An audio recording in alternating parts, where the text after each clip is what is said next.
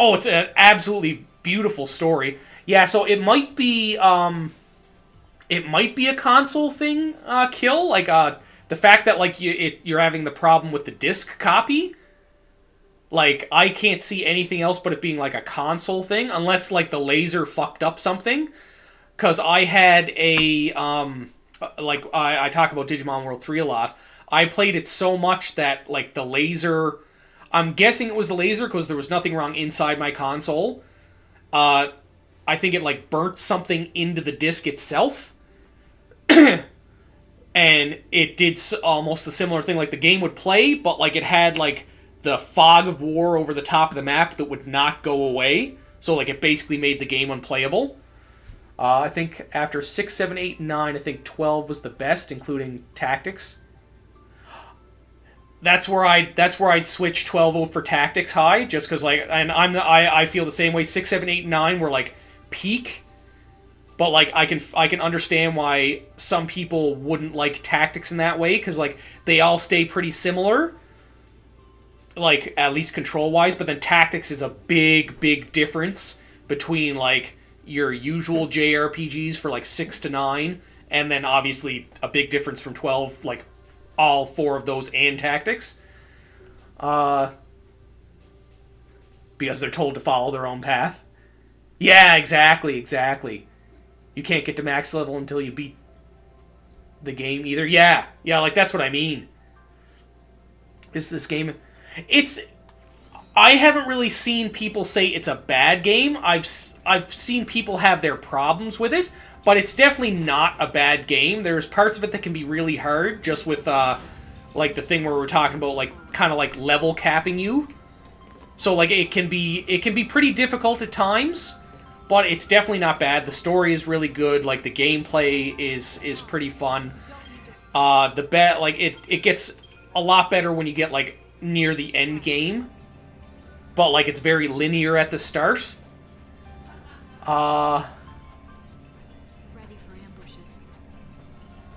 Yeah, Ted. Like I can agree with that. Like especially like these mobs here. Like it'll be just in a second, and lightning should fucking destroy these things. Oh, I'm playing as Hope right now. I didn't even like. I've got Lightning's weapon like pretty jacked up, so she takes care of things, and like most mobs in general, except for like a few. But then like you said, the bosses are like wildly overscaled to enemies, which is weird. Like, don't get me wrong, I know they're supposed to be bosses, but it's like it's like enemies, boss monsters. Oh, okay, yeah. Well, that's what I mean. Like, it could maybe like while you're playing it, the laser might have fucked something on the disc, because I know, especially with a lot of games from like that era of gaming, the data's all written underneath where the sticker of the game is. So it's not like, that's why normally you can still play games when they have some like minor scratches on the bottom of them, and sometimes like even some decent scratches. Near the like I can see where this could be at the bottom of some of the FF rankings, but like at the same time, I don't sit there like, I like all Final Fantasy games. Like all of the Final Fantasy games are like good in my opinion, just like obviously some better than others. But I can definitely see why some people will put it at the bottom of like the Final Fantasy list. But in general, it's not a terrible game. Pretty good story, but it's hard to keep up with it at times. Oh, I can see that. Yeah, the Ilse, the Falsi are different. First time playing through, the similar names can be confusing. Yeah, because it's like it's like three letters. No, yeah, two letters. Just like the I and the L look the same when when one is lowercase. You said something else there, Camp, and I forget. 7, 10, 7, 10, 12, and 15. Oh, okay. I'm surprised 15 is on there. Like, I'm not saying I don't like 15, but like a lot of people are very like, I'm surprised 15 isn't lower on the list for a lot of people, because I see a lot of hate for 15.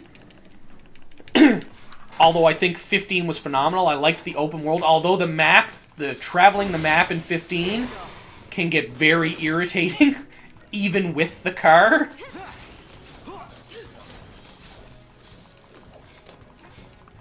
$12, $13. I'm pretty on board with you there, 10 for that assessment. 1 to 3 are good. 4 to 10 are I'd even separate that a little bit more.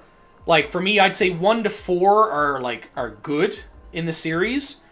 Then I'd even like 10 is like scooting the line between like the good and the great. But then I'd say 6 to 9 for me, 6 to 9 are like the great era. And then 10 afterwards are all in like the pretty good section of it.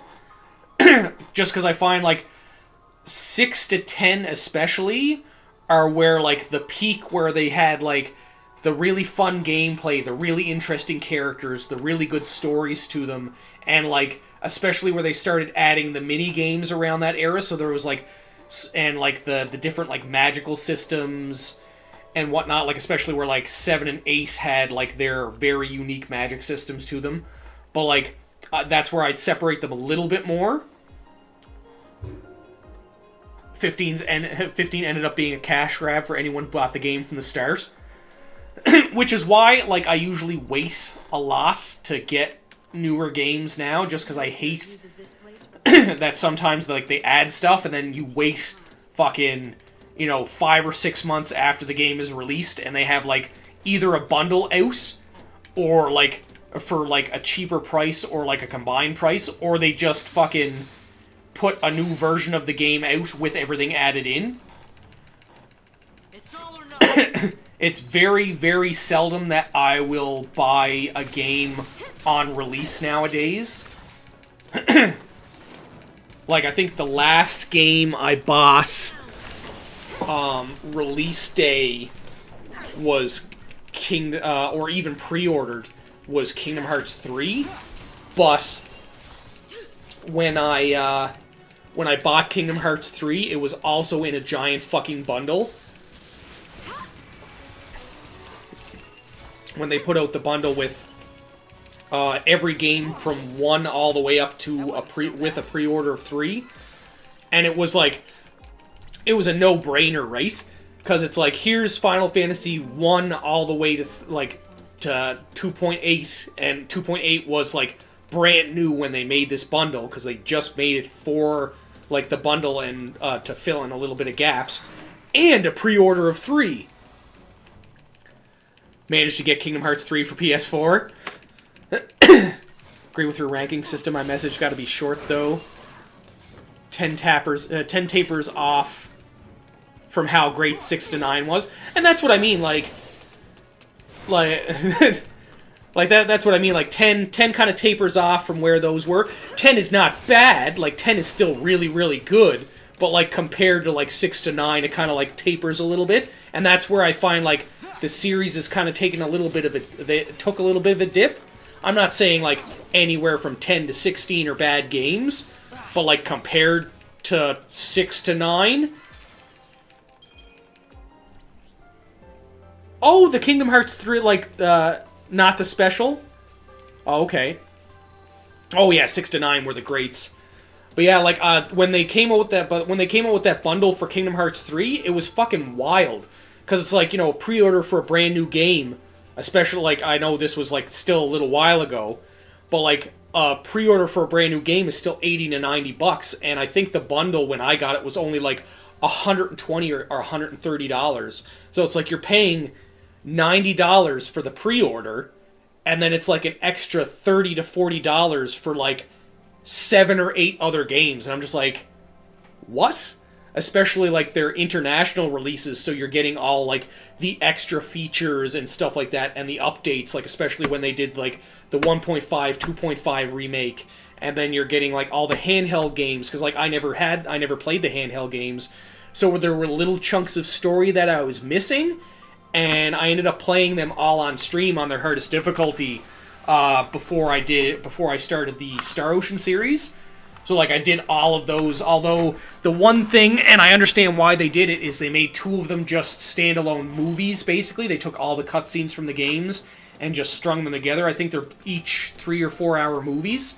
But, like, there was a coding problem, or it was like money around the coding. It was too expensive to recode them for console. I got 10 and 7, 10 and 7 any day. Bought Kingdom Hearts 3 in triplicate on release day because I'm a fiend.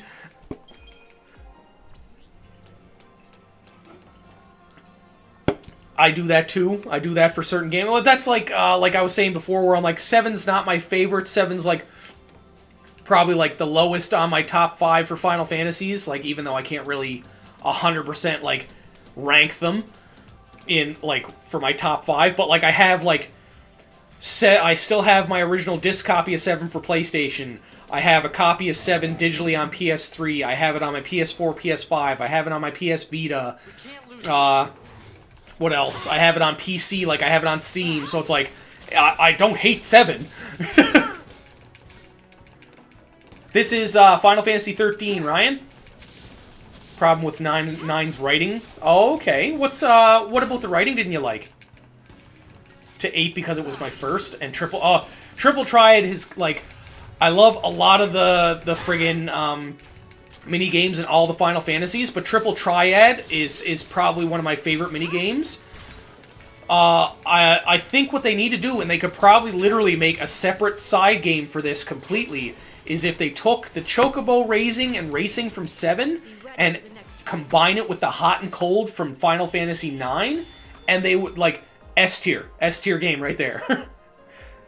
I hate 7, but I love all the extended media for it. Well, and I like that's why I also find like 7 is really overhyped. Is it's got all this excess media just because it was one of the first ones with a like that they marketed. Like, it was one of the first ones I ever seen a commercial for. So, like, everybody knew about it, and then after it got so wildly renowned and everybody liked it, they used, when they came out with the PlayStation 3, they did a fucking demo trailer for, like, how powerful PlayStation 3 was. I think they did it for 4 as well, or the PlayStation 5. And they're like, look! And then the movie came out, and it's like, look at the stuff we can do with Final Fantasy 7. 9 is a little wacky, but more cohesive than 8. 100%. 100%. Psycom's keeping it all under wraps. Really? I don't find a lot of people sleep on 9. Like, I find too many people sleep on 8. Like, I find usually people are like, oh yeah, 7, 9, and then, like, you know, I fucking hate 8, is usually the way I hear it. When I was a kid, I loved it, but now, in my 30s, the fact that I love the love triangle with a 6-year-old, I can understand that. That was kind of, like, really weird when she was like, yeah, like, he's mine. And it's like, I can't believe she loves him. Fine, I guess I'll step aside. It's like, you're fucking 6, kid. Like, come on now. Yeah, Crisis Core, Dirge of Cerberus, Advent Children, the remake, Rebirth. And there's more than that, too. There's another PlayStation, or not PlayStation game, a game on PC. I think it's also on mobile that you can get for free. Then there's First Soldier, which is, I think it's closed now, but it was a battle royal for Final Fantasy VII. 13 and 4, Chef's Kiss. That's actually a very odd combination of the two to be like your top 2. I never hear those combinations. 7 is overhyped where it muddles out 8 and 9 success. 100%. 100% agree on that. And yeah, people sleep on 8 way too much. 9 is only popular in the Final Fantasy community. I can see that. There's a mobile 7 game in Japan. Okay. Who's trying to get with Dagger and she's 16. Yeah, I always found that really weird. There's another, I'm trying to remember what other game there was for that. Star Ocean 2 had a character like that, where the main character, the two main characters are like very much like you can tell they're supposed to be a couple, but like I think they're around 18 or 19, I can't remember. They might be around the 16 age, but then there's a character that comes into that and constantly flirts with the main guy character, even though she's like much younger than him, like not in the same regards as Final Fantasy IX, but it's like, really? Like, he's obviously oh, I didn't mean to go down there. I was supposed to stay up top? No, I wasn't. But like, you can obviously tell he's not really interested. It's just like, yeah. Nope, go back to the save point. Always save, because you never know when bad things happen. Like game crashes. 13 and 4 as favorite is a very interesting take. Yeah, like, I'm very intrigued at that. Like, 4 is good, 13 is good, but like, I've never heard anybody say that those are like their two favorites out of the Final Fantasies. The gameplay of 9, yet the main story and just not the side stories. That's valid. That's very valid. Futuristic setting, but I also love the medieval settings as well. Okay, Storm. Okay. And that's kind of what I was actually saying that earlier, where 13 does like a really good combination of them both, where it's like, right now it's very sci-fi, but then like once you get into Cocoon, it's very like, it hits the fantasy aspect of it really, really fucking well. Low-key pre-6 Final Fantasy games don't get too much love. 100%. And like, don't get me wrong, like pre-6 is kind of iffy. Like, I like pre-6. But like, I love pixel games. Like, that's why like all of my favorite RPGs, like my top 5 RPGs, are all like PlayStation or below. Like, you know, the Star Ocean 2, Final Fantasy 6 or Final Fantasy Tactics, Chrono Trigger, Digimon World 3, like they're all pixel games. Just realized why Vanille and Fang have Aussie accents. I feel like I might have missed something. Why do they have Aussie accents? The land down. Oh my god, no. No, Bows, why? But yeah, 4 was really good.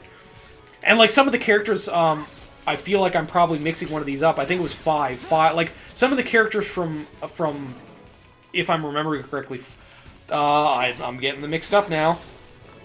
No, the one with friggin' Kain. The Kain. Why can I not remember if Kain is 4 or 5? I'm a terrible Final Fantasy fan right now. But no, 4 was really good. 5 was really good. I love how they brought them all back out for PlayStation. You saying that now, cried laughed the other day on stream because it clicked while talking about 13. That Kain is 4. Okay, that's what I thought. But yeah, like fucking like Kain was an awesome character. And Cecil, like. But you saying that, Bows, reminds me of when you talk about Patrick Star from SpongeBob. There's a reason why Patrick Star is so fucking dumb and doesn't know anything. It's because he literally lives under a rock. Like the saying, it's like when somebody doesn't know anything, or like they're talking about something that's like very widely known by a lot of people. It's like, what, do you like live under a rock? He literally lives under a rock. That's why he doesn't know anything, and he's so stupid. And the pirates. Oh yes. Now I remember, Brian. Thank you. But yeah, like that's why he doesn't fucking know anything. Patrick lives under a fucking rock. Like that's why he's so fucking stupid. Bowser's just like, oh my god, why has this not dawned on any of us until now? Oh, I'm right there to another roll level for him. I'm almost. Oh, come on now. I don't know why I just didn't hit the button. But yeah, like, some of these things should be so obvious. Yeah, God tier media jokes. But, like, that's what I mean. Like, there's so many of these things where it's just like, why is this person like this? And then it finally dawns on you and you're like, what? What do you mean? Optimize. Defense. Offense. Oh, let's see here. Customize. Medic, Ravager. Yeah, I'm fine with those. Abilities, that's fine. Equipment, inventory, data logs, that's alright. I'm trying to think of other ones, because there's some other ones that, like, they're so obvious, but not obvious at the same time until you actually just, like, look at them for a second and go, well, shit. Calm heads make good decisions. It's just like some of these characters in like these Danny Fenton. Are you related to Danny Phantom? But like some of these characters too, like SpongeBob is like god tier level of character. Like you sit there and like I actually seen a TikTok on it earlier. It's like and like he has feats to back it up. He literally like spun the planet over multiple times without any effort. There's one episode that he literally unravels the entire fabric of his universe. Like he ends up going up, like he gets the hook, goes up onto the guy in the boat fishing, and takes not too much Bahamut. Love the name. Bahamut is always the best. Well, like goes up onto the fishing boat and takes the fishing line and unravels the fisherman, and then keeps going and unravels the entire world till they're just on a white sheet, and then Patrick comes in and goes, "Oh, you missed something over there," and then unravels SpongeBob.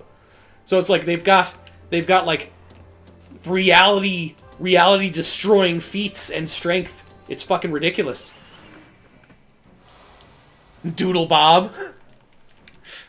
But like it's the same as like I'm a huge Dragon Ball Z fan, but like Sailor Moon fucking dog walks Goku in a heartbeat. And I don't care what anyone in here says if you're gonna come at me. Like, Sailor Moon fucking dog walks Goku and his entire reality. Like, Sailor Moon has both reality creating and reality destroying attacks. I think one of her final fights, she fought for, I think it was like 1,000 years straight.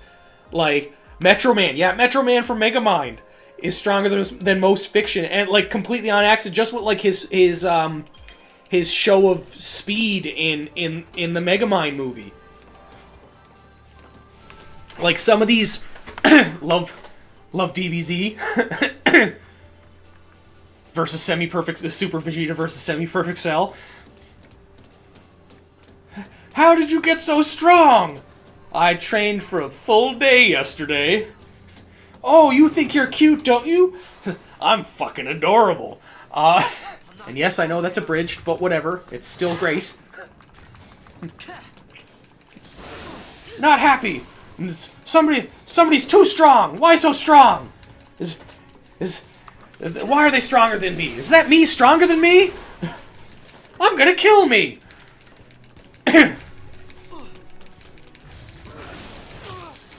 But like, don't get me wrong. Like Goku is stronger than like most fucking characters in anime. Like he's like 100% stronger than most characters in anime. But like, yeah, like reality warping God. And some people are like, oh, Goku just speed blitzes. Like when you like, I can understand at the start of Sailor Moon, like the start of Sailor Moon in the first couple little bits, 100% Goku would like take her to fucking town, no problem. But like if you're talking like peak of both characters, like Sailor Moon's just got too many fucking hacks for Goku to even compete. But like there's a lot of, but like back to Goku, like there's a lot of characters that Goku just like dog walks, and like people sit there and try and make it like he doesn't. Like I've watched all of Dragon Ball Z, all of Dragon Ball Super. I'm not caught up on the manga. I'm like a couple episodes from being caught up on all of One Piece. I'm caught up on Naruto. Like I've watched Naruto. People hate on DBZ power scaling. Yeah, like DBZ just has some like fucking ridiculous feats to it. But at the same time, a lot of people who do power scaling, like, they look at things like, oh, well, like, I've never seen Goku just destroy a planet, so obviously Goku's not planetary.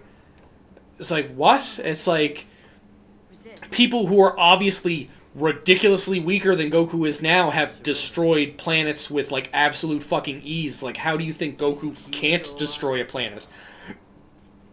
But, like, it's the same thing with, like, I can understand why people will do that, but, like, at the same time, people like to say they don't have feats for it. But, like, it works the other way around, too, where some people would downplay other characters because they don't have feats for it. Or, like, they bring up the thing, well, like, Goku was beaten by a tiny laser, or, like, was hurt by a rock, or Krillin was hurt by, like, a gun. But then they don't realize the fact that, like, anytime they're fighting these, like, universal and, like, multi-universal opponents, they have basically, like, a defense barrier of ki around them, which stops that from happening. And, like, any anime character, no matter, like, what their feats, if they let their guard down, they're getting hurt. Like, it's just how that works. I see a lot of people not keen on Super. Like, I can understand why they're not. Like, I like Super for what it is. But there's definitely some stuff lacking in it. Like, they definitely have dumbed down Goku a lot, I find. And I feel like it seems like they're trying to make him out to be, like, the good dad now. And, like, I'm not saying he was, like, a terrible, terrible dad, but he's been pretty absent. Yeah, like, Bao's, like, that's a very clear indicator right there. It's like Roshi in Dragon Ball with under 100 power level can destroy a moon. Although, like, the power scaling has gotten, or, like, the power levels have gotten, like, kind of, like, moot at this point, where, like, you can't tell who's got a power level of what anymore. Like, I really wish Toriyama, before he passed, would have, kind of, like, scaled things and gave people, like, accurate power levels, because that would make things a little bit easier. Yeah, they've definitely made a lot of characters in Super, like, really whack, and like, especially in comparison. But, like, it's the same thing with, like, when people put Goku up against Superman. It's like, Superman is, like, comparatively just, like, broken in a lot of the sense of things. Like, he's, like, obviously he gets hurt by people who are, like, in strength comparison, but he's fairly invulnerable with really good, yeah, the art style, don't like the art style of Super. I can understand that. Like, Z's is comparatively better. Oh, they've been doing a lot of characters dirty, friggin' Storm. Power levels have never mattered in Dragon Ball. Exactly, the Scouters in the Namek Saga really showed that. Yeah, just everybody fucking powering up and destroying Scouters for no reason. That's the one thing I really disliked about Z a lot, though, is, like, they took all these characters that in Dragon Ball were very, very important and, like, ridiculously strong. And, like, don't get me wrong, obviously, comparatively, like, Goku and Piccolo ended up, like, peaking at a certain point, and, like, at the end of Dragon Ball, and it's like, oh, like, these two people are, like, ridiculously strong, but, like, comparatively, Tien was still really close to Goku, and then they just, like, tanked him right off. But that, yeah, power levels mattered, but that's why they got rid of them. But, like, at the same time, like, and, like, they tried to, it looked like they almost tried to give Tien a little bit of a boost near the Cell Saga, where, like, he was holding off Semi-Perfect Cell for a little while. And, like, obviously it almost fucking killed him, but still, like, when you go from being nowhere in the series at all to, like, look at me, I'm holding off this ridiculously crazy character, and then back to, like, where the fuck did he go? Yeah, Dragon Ball. Well, that's the thing. Like, I find Dragon Ball was, like, where, like, the whole series... Wildlife Uncontainment Paddocks? Like, where the whole series was relatively, the best was Dragon Ball. Yeah, and like he did really decent against the Cell Juniors. But like when it comes down to it, like Dragon Ball Z dropped off a little bit in my opinion. Like don't get me wrong, Dragon Ball Z is peak, but like overall it definitely dropped a little bit just because they went and Dragon Ball was like, look at these fights are crazy, this is great. Plus they had a really, really good story to it. What the fuck was that weapon? I know that's his new boomerang thing, but that was crazy looking. But like they added in like comedy in such like a perfect way to it, but then they also had the really good fights on top of the really good story. And then Dragon Ball Z, like most shonen anime, went with the whole the typical storyline where it's like this, like I'm really strong. Here's this new crazy enemy. I'm just barely beating him. We beat the really good enemy, or like train for a little bit so that we could beat him. This person's really strong, and they beat him. To, oh no, brand new stronger enemy. Now we've got to get better. Now we're better. Now let's fight him. Oh, we're losing really badly. Now we've defeated him some miraculous way. Now there's a new stronger enemy, but like without any real like story in between. And I find that's what they tried to do with GT, but they kind of fucked it up a little bit where they they tried to meld all of that together like they did in Dragon Ball. Why does my nose always get so fucking itchy when I'm streaming? I don't fucking understand. But they tried to do that in GT, but they failed at it. Like, I still like GT. Like, I still enjoyed GT for what it was. And Super Saiyan 4 is always going to be the peak Saiyan transformation. I don't fucking care what anybody says. All these new super transformations, as cool as some of them are, when they've done things like, when Ultra Instinct showed up and stuff like that, but they're color palette swaps. That is fucking it. There is nothing unique about these transformations where, Android Saga versus Frieza Saga, which one? Ooh! I'll get to that in a second, after this rant. But, like, when Super Saiyan came out, that was... Ooh, I better fucking... Where are we at, medic? Super Saiyan was a unique transformation, like the hair and the aura and everything. Like, that was a very big difference. And then when you sit there and you get to the big difference of... Like, 2 was obviously not a gigantic leap for anything. Like, 2 was like, oh, look, the hair is a little bit more spiky... And it's got some extra, like, lightning bolts. Yeah, like, 100% Bahamut. SSJ lost its meaning real fucking quick. But then, like, Super Saiyan 3 had a big jump in the transformation. Took out the eyebrows, like, the fucking... The hair. Like, that was a big fucking change. So, like, that was a big difference. And then Super Saiyan 4, like... That was, like, a giant fucking leap in transformation. Yeah, like Vegeta's effort to get to Super Saiyan just got fucking trashed after the Android Saga. Like, once you got to, like, fucking Cell, or... Yeah, like... once you got to the Buu Saga, like, they were just handing out Super Saiyan like it was a fucking... Like, a candy at a store.